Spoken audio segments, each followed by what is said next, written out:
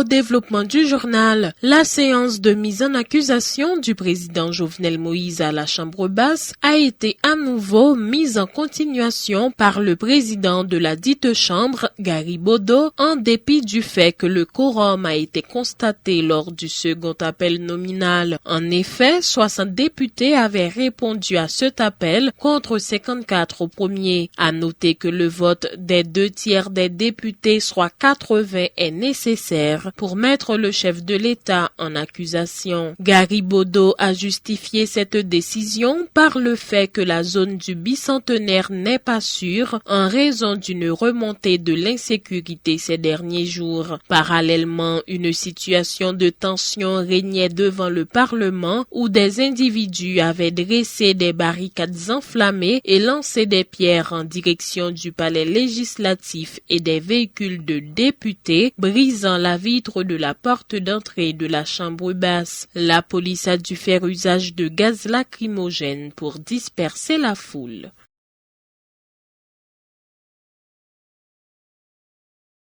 Le sénateur de l'opposition Antonio Cherami appelle les députés de la majorité à prendre conscience de la situation déplorable dans laquelle évolue la population afin de voter la motion de mise en accusation du président Jovenel Moïse qui, selon lui, est justifiée. L'élu de l'Ouest encourage également la population à poursuivre la mobilisation en vue d'obtenir la démission du chef de l'État, estimant que Jovenel Moïse a failli à sa mission. Le sénateur Antonio Cherami.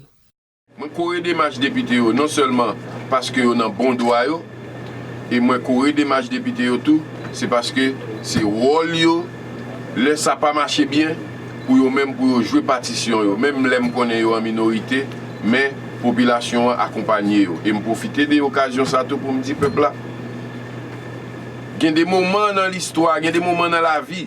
L'on vote en monde ou elle en difficulté li fait appel à ou faut qu'on camper pour dire mais moi et me souhaiter you comprendre message ça que me voyez parce que nous arrivons dans phase c'est pas pour chelbe député yo et décider faire mise en accusation président, c'est parce que effectivement li violer constitution et le violer constitution tout le temps. Par exemple, tout le monde connaît le dernier rapport qui est sorti, il y a près de 4 organisations et douanes qui mettent un rapport de là, nous ouais, dossier des malog là, pas de parole en pile là-dedans, pas de menti là-dedans. Effectivement, monsieur a dépensé l'argent, il a payé des malog l'âge et comme là, pendant il a violé tout principe avec norme et passation marché public que ça m'a dit. On nous garde coup des comptes pour un avis défavorable. Un avis défavorable que lui voyait, il dit non, pas de moyens, pas de possibilité pour avancer dans le dossier des malog là, comme l'a débloqué quand même. Et c'est un conseil des ministres, ça veut dire président pas même tenir compte de avis défavorable pour des comptes. Je dis à pays a chargé problème. Président République lui-même, il faillit à la mission qu'il a gagnée. Et je pense qu'il y a un bagage qui doit intéresser nous là, je dis à peuple haïtien. C'est bataille pour nous faire échec à plan, monsieur Sayo. Qui ça plan? Président Tarémé vient diriger par décret pour la prendre décision pour contenir dans le pays, pour la pas agir pour col. Ce 14 août ramènera le premier anniversaire du mouvement Petro-Caribé Challenge. En vue de marquer cette date, les Petro-Challengers, regroupés au sein de la structure dénommée Nupapdomi, annoncent l'organisation mercredi prochain d'un grand rassemblement populaire sur la place Toussaint-Louverture en face du Palais national. À travers ce grand rassemblement populaire prévu ce mercredi sur la place Toussaint-Louverture, ils veulent principalement principalement continué d'exiger la démission du président Jovenel Moïse afin qu'il se mette à la disposition de la justice dans le cadre de l'enquête sur le dossier Petro-Caribé. À côté de la corruption, les Petro-Challengers entendent également dénoncer l'impunité qui règne au sein de notre société, selon la Petro-Challengers Vélina Élisée Charlier. 14 août 2018, c'est un réel contre corruption et impunité, un mouvement qui commençait par le pays à caractère et qui pas de camper. 14 août 2019, une année après, nous rachetons plusieurs victoires, tant que 2 rapports ou des comptes sous lapidation fonds Petro-Caribé. Mais plus gros victoire, c'est nous-mêmes population qui pas jamais fait bac, qui sémenté pour camper doubout, pour jouer nous couper fâchés avec toute mauvaise pratique antidémocratique, anti-républicain et anti-peuple ça yo. C'est pour nous renouveler ces là, nous inviter toute population dans une mobilisation générale dans 4 coins pays. Nous pouvons mobiliser contre massacre, contre grand goût, contre chômage, contre corruption et impunité qui pas suspendre augmenter. Dans Port-au-Prince, nous invitons tout le monde à venir planter piquet yo sous place Toussaint-Louverture dans rue La République devant Palais National pour venir continuer à revendiquer droit nous pour nous vivre là caille nous tant que monde sans corruption, impunité, la misère et injustice sociale. Dans ville provinciaux, nous encourageons tout Petro-Challenger et militants pour choisir un côté qui symbolique pour lancer réel pa yo dans zone pa yo. Nous pas dormir dénoncer président et parlementaire yo qui pratiquer même manigance qui caractérise dans place domestique dans poste pour kembe pouvoir. Pour continuer avec la corruption, pour protéger intérêt famille et acolyte li, tout ça a fait dans le contexte financement mandat chambre député. Nous dénoncer manigance ça yo et nous inviter population pour les mobiliser pour faire échec à tout projet dictatorial dans le pays. Jodia, en pile pays qui soi-disant amis peuple haïtien choisit supporter pouvoir qui fait massacre, calé misère et qui corrompu. Nous dénoncer faux amis ça yo et nous demander pour ressaisir yo. Jodia, li doit clair pour tout le monde. Supporter le régime Jovenel Moïse là, c'est supporter plus massacre moun la Saline, Matissan, Croix-Bossal, dans la Tibonite et insécurité généralisée dans tout le pays. Trop sang coulé. Des responsables d'organisations syndicales telles la CTSP, la CTH, la CSH continuent de dénoncer l'assassinat du syndicaliste Romain Morancy jeudi dernier à Martissan. C'est un crime qui prouve une fois de plus que le pouvoir en place n'a plus le contrôle de la situation, a déclaré le syndicaliste Jean-Dominique Saint-Éloi. Il dit appuyer tous les mouvements de protestation visant à exiger le départ du chef de l'État Jovenel Moïse. Nous l'écoutons. Yo fait massacre la Saline, yo fait massacre Cité Soleil, yo fait massacre Tokyo, yo fait massacre dans Cité Edi, dans Riel Edi, dans Kafoufei. Donc je ne dis Zak ça nous va passer sous silence nous sous lui. Si nous t'arrêtons dans silence nous, ça veut dire secteur syndical là, nous complices, non cautionner tout massacre avec la criminalité que pouvoir Jovenel Moïse là a commettre en dans pays. C'est peut-être ça moi demander tout le secteur syndical là.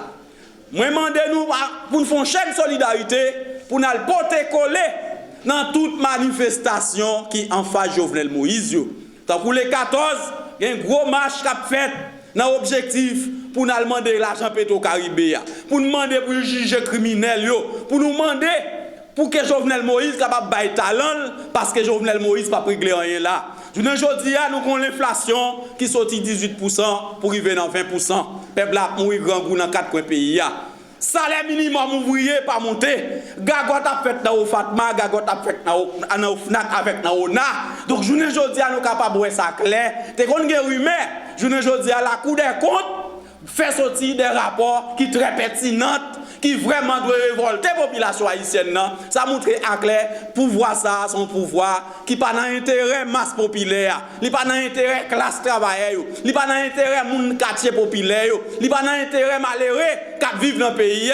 Ça veut dire et son pouvoir extrême droite avec la droite est liée. Donc c'est pour raison ça que nous-mêmes, dans CNOA, dans CTH, dans CSH, dans CTSP, accompagner tout affilié dans le secteur transport, secteur enseignant, artisan, timachan, paysan, nous tous mettons-nous ensemble pour nous donner une réponse claire à Jovenel Moïse dans l'objectif pour l'année fiscale là pas ouvert avec Jovenel Moïse. Il faut que Jovenel Moïse baille démission, ouais pas ouais.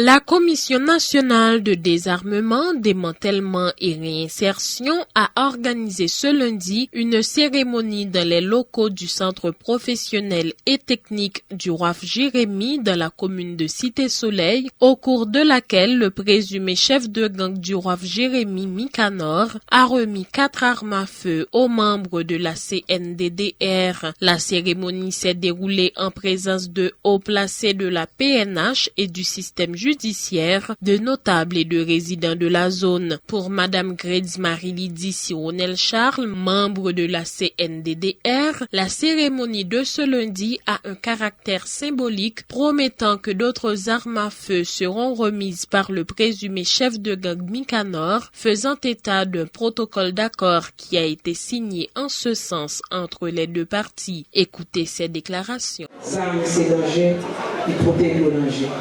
Je ne dis pas, le n'a regardé ta population, le n'a regardé détresse, le n'a regardé problèmes de sécurité. Nous comprenons que il est important que le problème soit adressé. Et c'est parce que le problème est adressé qui fait que nous-mêmes, nous répondons présents dans Roif Jérémy et nous répondons présents dans toute l'autre zone qui a des problèmes et que nous-mêmes nous avancer ensemble avec eux. Je ne dis pas, remettre ça sont remises symboliques, on avait précisé pour la nation.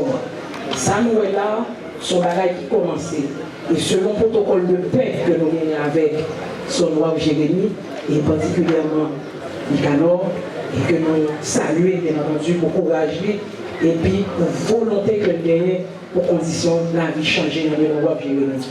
Ça, sont remises symboliques. Ça, c'est Chaïla qui est là derrière. Nous prenons liberté pour nous dire que c'est derrière. Mais par ça, nous faisons discuter avec eux, nous prenons liberté pour nous dire ça. Remise à continuer faire graduellement, selon le protocole de paix que nous signons avec eux. 4 armes, 50 cartouches, nous avons dit c'est peu de choses. Mais en regardant quand il y a la vie, Jean-Commissaire de la nationale, que nous avons sauvegardé avec 50 cartouches. Donc, pour nous aller directement avec femmes, maman, soeur, ma tante, grand-mère, petite fille, et nous parlons de motivation, jeunes qui vivent dans la communauté, qui touchent en pile par problème de sécurité. Je dis aujourd'hui, nous dans l'école professionnelle, qui t'arrive mal l'école, qui t'arrive mal comme métier.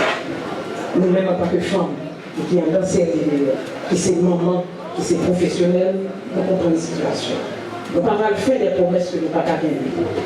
Nous devons faire ça qui est nécessaire dans nos parents pour nous voir comment nous sommes capables de travailler avec tout le monde, mais particulièrement les dames saluées.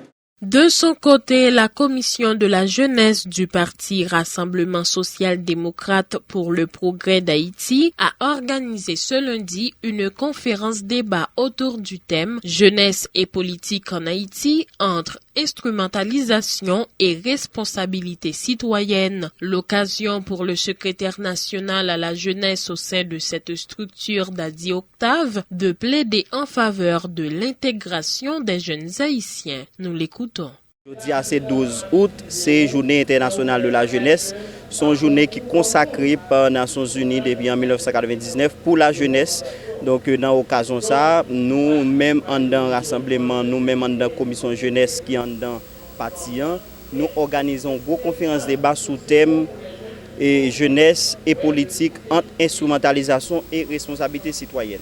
C'est une façon pour nous dire non à l'instrumentalisation de la jeunesse haïtienne. Je vous dis à nous constater dans le pays d'Haïti qu'il y a de monde qui prend le plaisir pour être capable d'instrumentaliser les jeunes. Si nous permettons moins, nous capables de dire utiliser jeunes en tant que préservatif. Donc, ils ont besoin, ils utilisent pour faire kidnapping, ils utilisent aux armes, ils utilisent pour faire un paquet d'autres bagailles. Et puis, les ils finissent d'utiliser, ils prennent, jeter dans la poubelle. Donc, c'est son façon pour nous dire que nous-mêmes, jeunes garçons, jeunes filles dans le pays d'Haïti, nous disons nous pas accepter pour de monde dans la société à continuer à utiliser nous, instrumentaliser nous. Donc c'est une responsabilité que nous tous gagnons, nous croyons, c'est ça nous la responsabilité citoyenne de la jeunesse, nous avons une responsabilité pour nous impliquer nous, nous avons une responsabilité pour nous batailler dans le pays, nous avons une responsabilité pour nous participer dans tout ça qu'a fait dans le pays, c'est une responsabilité que nous gagnons une responsabilité citoyenne, mais nous pas d'accord pour un groupe dans la société à décider à prendre un groupe jeune ou bien décider à prendre la jeunesse pour instrumentaliser. Célébration ce lundi au ranch de la Croix des Bouquets de la Journée internationale de la jeunesse par le ministère de la Jeunesse, des Sports et de l'Action civique de concert avec ses partenaires tels le Fonds des Nations Unies pour la population et le Fonds des Nations Unies pour l'enfance. Il s'agit de 3 journées d'activités commémoratives qui ont été organisées par le MJSAC du 10 au 12 août en vue de marquer cette date, a fait savoir le ministre Edwin Charles qui est au micro de Gido Terroné. Partout à travers le monde, on va festoyer, on va festiner. Nous, de notre côté en Haïti, eh bien, nous allons faire idem. Et nous commençons déjà à faire idem. Les jeunes ont la créativité. Les jeunes ont le potentiel. Les jeunes ont la capacité nécessaire de transformer, de changer les donnes, de changer les choses. Comment peut-on transformer? Avec les jeunes, pour les jeunes,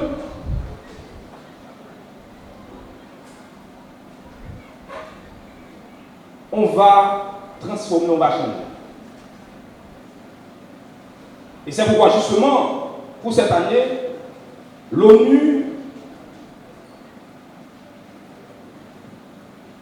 a pris pour terme transformer par l'éducation. Donc l'éducation peut changer. L'éducation peut transformer. Certainement, le pays fait face à une situation qui est extrêmement difficile, mais le pays compte sur vous en tant que jeune. Vous êtes le relais, vous êtes le devenir, vous êtes l'avenir même du pays. Vous avez une potentialité, vous avez une créativité, vous avez une capacité d'analyse, une capacité de faire quelque chose dans la société. Maintenant, c'est à vous de prendre des choses au sérieux. Il y a également l'éducation civique. Nous avons besoin des hommes dans cette société. Nous avons besoin de quelqu'un. Nous avons besoin des citoyens. Parce qu'un pays ne peut pas fonctionner sans avoir des citoyens responsables.